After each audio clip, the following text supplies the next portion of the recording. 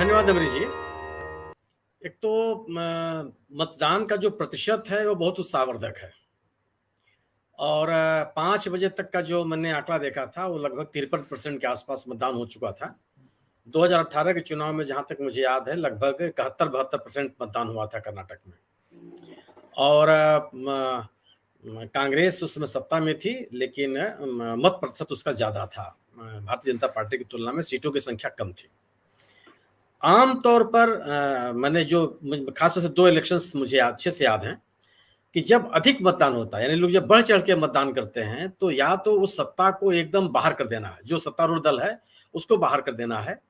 इसका उदाहरण मैंने देखा था जब बिहार में लोगों ने लालू यादव की सरकार को हराया था और नीतीश की सरकार वहाँ बनी थी। और उस समय मैं बिहार में घूम रहा था, जगह-जगह जहाँ-जहाँ ये माहौल था, वहाँ तक कि जो लालू जी के का वोट बैंक कहा जाता था, यानी कि एमवाई कम्युनिकेशन की बात कही जाती थी। उस वर्ग में भी ज़बरदस्त आक्रोश था लोगों में। लोग कहते थे कि हमको हासिल क्या हुआ आखिर इस सरकार से? 15 सालें सरकार रही, लेकिन ना रोज़गार मिला, ना आधारभूत संरचनाएँ बनी, ना कृषि का विकास हुआ, तमाम तरह की शिकायतें लोगों के मन में थी। उसी बिहार में 5 साल के बाद जब दोबारा चुनाव हुआ और जिसमें नीतीश सरकार द्वारा दोबारा लौटी, तब भी ज़बरदस्त मतदान हुआ था। तो ये लग रहा था कि आखिर ये मतदान किस बात के लिए हो रहा? लेकिन मैं घूमा था तो तब ये लग रहा था कि नीतीश कुमार की सरकार को लोग किसी कीमत पर छोड़ने नहीं देना चाहते और बड़ी संख्या में महिलाओं के बीच में मैं गया था तो लोगों में बड़ा बहुत ज़बरदस्त समर्थन था नीतीश कुमार को। इसी तरह से पश्चिम बंगाल का इलेक्शन मुझे याद है। पश्चिम बंगाल के इलेक्शन में जब ममता बनर्जी ने वामपंथियों को हराया था, उसके बाद दोबारा इलेक्शन उनका जब रिटेन किया था उन्होंने सत्ता में, तब भी मतदान ज़बरदस्त हुआ और लोग बढ़-चढ़ के मतदान किए थे। तो ये 2 अनुभव मेरे पास है जिसमें मैं ये था कि या तो सरकार को बाहर करना है या सरकार को लाना है। अगर 2012 का मैं उत्तर प्रदेश का भी चुनाव याद करूं जिसमें समाजवादी पार्टी सत्ता में आई थी और मायावती जी की सरकार बाहर गई थी, उस समय भी एक अच्छा खासा मतदान उत्तर प्रदेश के लोगों ने किया था। अब सवाल है कि जब ये हालात बनते हैं, इतने इतने व्यापक पैमाने पर मतदान होता है, तो डिसाइडिंग फैक्टर्स क्या है? मतलब अगर राजनीतिक जो माहौल है, वह माहौल कितना उसमें योगदान करता है मतदान के या चुनाव के निर्णय को?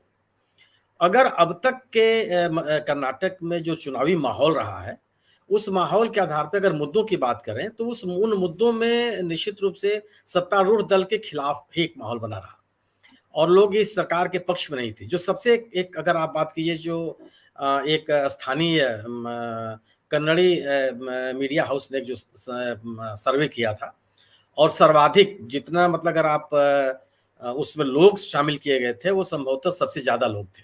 40,000 के आसपास जो उन्होंने दावा किया था कि उनके बीच जाके उन्होंने सर्वे किया था। ईरानी या दिरानी मैं नाम भूल रहा हूँ।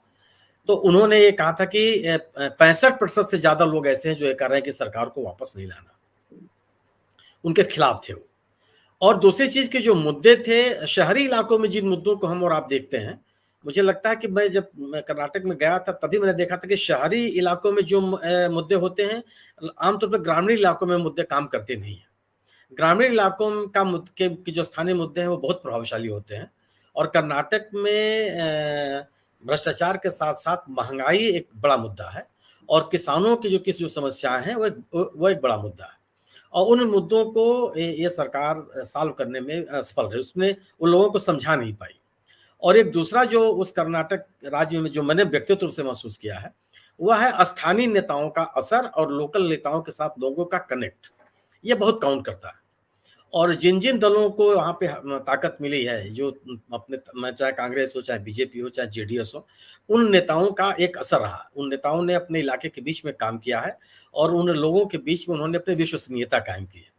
इस आधार पर भी चूँकि भारतीय जनता पार्टी के साथ जो सत्तारूढ़ दल है, उसमें लोकल नेताओं की कमी रही, जिनका पब्लिक कनेक्ट दिखाई पड़े। लोग उनके साथ अपने को जोड़ करके देख सकें, उसका भी एक अभाव दिखा।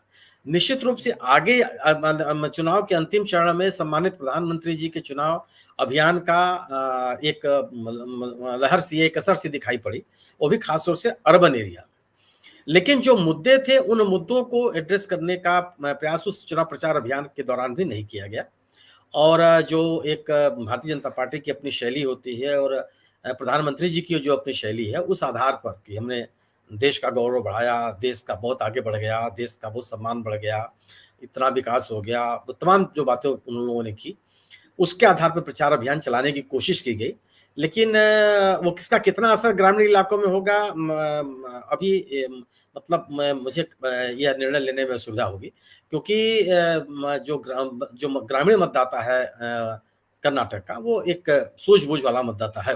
वो अपने मुद्दों को छोड़ता नहीं आमतौर पर। महंगाई जी। ने इस इलेक्शन को प्रभावित किया, और मुझे लगता है कि मुद्दों के ही आधार पर ये मतदान हुआ होगा। और अगर जी न्यूज़ जैसा संगठन, जो कि अपने प्रारंभिक सर्वे में बीजेपी को जीतता हुआ बताया था, अगर एग्जिट पोल में उसने कांग्रेस को आगे दिखा रहा है वो, तो इस आधार पर एक राजनीतिक संदेश निकलता है।